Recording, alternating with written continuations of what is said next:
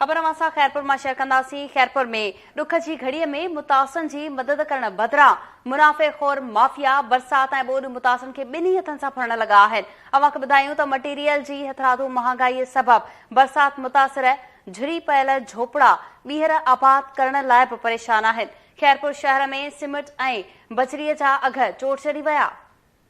Black ते विकिरो थियण लगा आहिनि। अवां खे ॿुधायूं पिया माफ़िया पारां सीमेंट ऐं बजरीअ जा अघ ॿीणा कया विया आहिनि। सीमेंट जी 700 रुपयनि वारी बोरी 1500 रुपयनि में विकिरो थियण लगी आहे। बजरीअ जी 8000 रुपयनि वारी ट्रक 20000 रुपयनि में विकिरो कई पई वञे। इंतज़ामिया ख़ामोश तमाशाई बणियल आहे।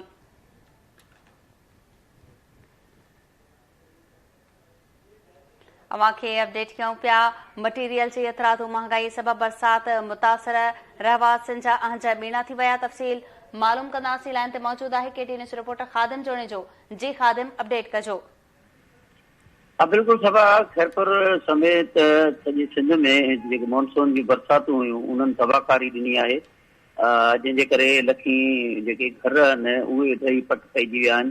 खैरपुर ऐं आसपास में उन हवाले सां जेका सीमेंट ऐं गजरी आहे उहे उनखे पर लॻी विया आहिनि। इंतिहाई जेका आहे महांगी थी वई आहे। ब्लैक ते विकिरो कई पई वञे।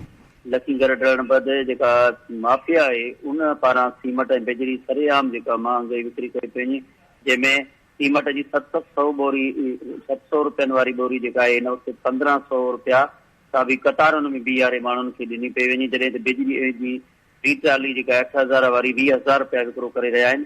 जॾहिं त इन हवाले सां जेका आहे इंतज़ामिया ख़ामोश तमाशाई बणियल आहे। रहवासियुनि मूजिबि हुननि जा बरसात सबबि जेके आहिनि उहे घर ड्रही पट पिया पइजी विया। असां ॿीहर अझा आणण लाइ कोशिशि कयूं पिया, पर एतिरी महांगी ॾिनी पई वञे जे करे उहे असांजा जेके घर आहिनि उहे ॾियणु ॾाढो मुश्किल थी विया आहिनि।